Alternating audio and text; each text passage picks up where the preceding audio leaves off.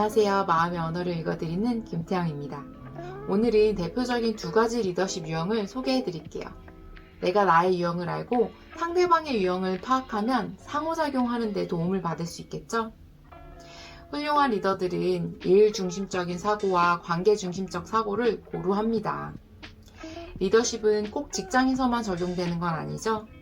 가정 내에서도 친구와의 관계에서도 중요한 능력입니다. 일과 사람과의 관계에서 밸런스를 맞출 줄 아는 사람은 타인과 효율적인 의사소통이 가능하고 일에서 전문성과 사회성을 동시에 발휘할 수 있습니다. 그럼 우리는 어떤 유형으로 발달했는지 파악해 볼까요? 예시를 들어서 설명해 볼게요.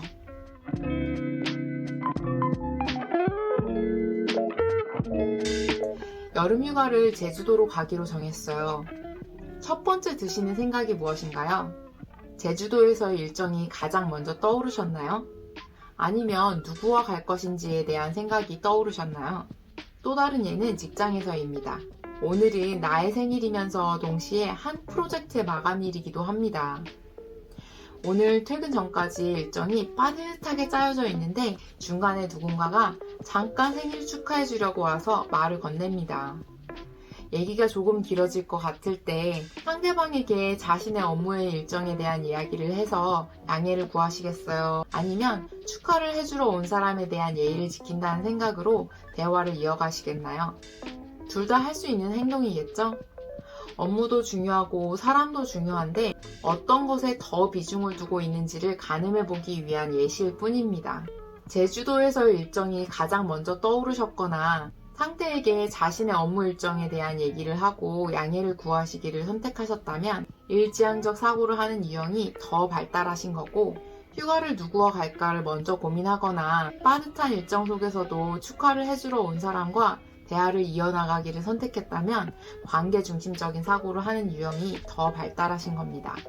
그럼 자신이 일 중심적인 사람인지 관계 중심적인 사람인지를 파악하셨다면 각각의 유형에 대한 특징들을 살펴볼게요.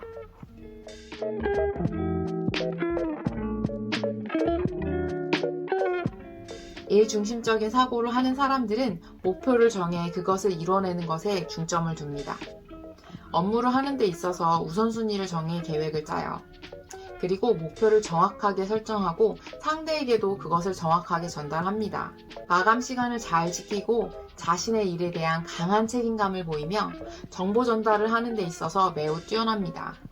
일 중심적인 사고를 하는 사람들은 목표 지향적인 사람으로 표현하기도 합니다. 이런 리더들과 함께 일을 하게 되면 큰 구조를 보는 눈을 갖게 되고 중요한 것과 그렇지 못한 것을 분별하는 능력을 배울 수 있겠죠. 그 밖에도 능률적으로 일할 수 있는 많은 업무적 역량들을 키울 수 있게 될 거예요.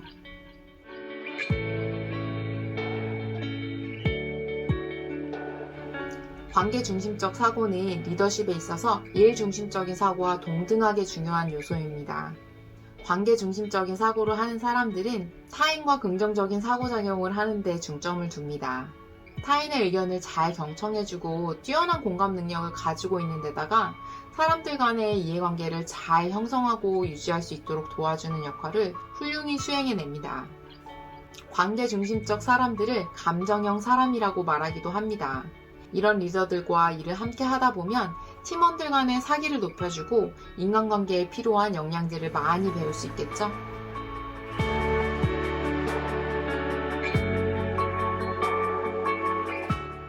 일 중심적인 사고를 하는 사람들은 일에 너무 집중을 한 나머지 사람들이 모여서 함께 하는 것임을 가끔 까먹을 때가 있어요. 그러다 보면 화가 나 있는 것으로 오해를 받거나 배려가 없는 차가운 사람으로 비춰질 수도 있습니다.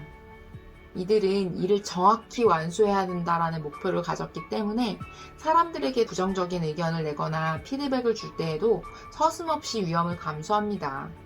이런 상황에 압박감과 두려움을 잘 느끼지 않아 직설적인 표현을 할 수도 있는데 상대에 따라 공격적인 성향으로 비춰질 때가 많습니다. 이 기능이 발달한 분을 상사로 두고 일을 했던 경험이 있어요. 일에 몰두해 있을 때는 정말 주변 환경이나 사람들이 눈에 들어오지 않는지 인사도 안 받으시고 종종 골똘한 생각에 빠져 계시더라고요.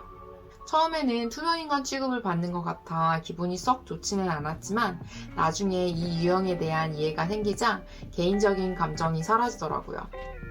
업무 보고를 할 때는 정확하게 요점을 집어서 전달을 해야 하고 제가 맡은 일이 끝났더라도 결과까지 팔로우업을 해서 보고를 드려야 했어요. 그러면서 일을 정확하고 효율적으로 하는 법들을 많이 배운 것 같아요.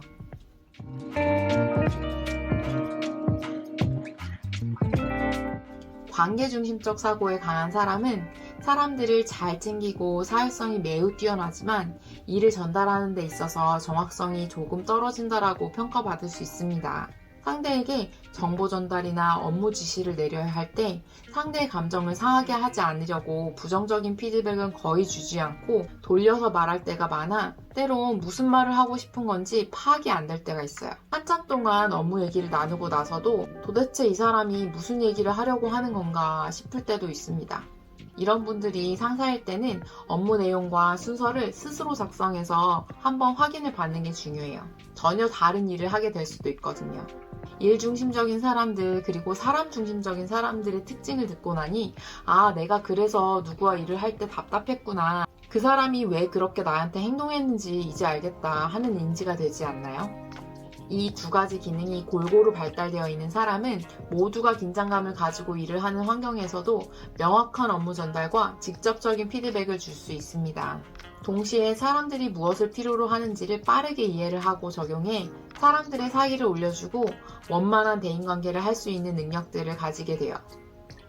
이런 사람들이 내 직장 동료이고 상사들이었으면 좋겠죠. 저도 그런 사람이 되고 싶네요.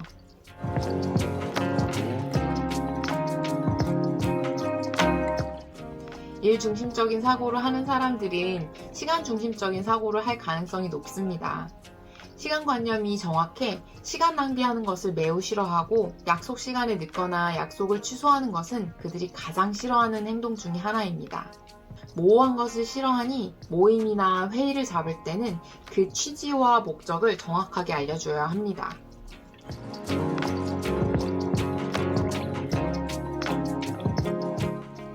반면 사람 또는 관계 중심적 사고를 하는 사람들은 신뢰를 바탕으로 사람들과 상호작용을 하기에 그 신뢰를 깨거나 사람들에 대한 배려가 없다라고 느끼면 민감하게 반응할 수 있습니다.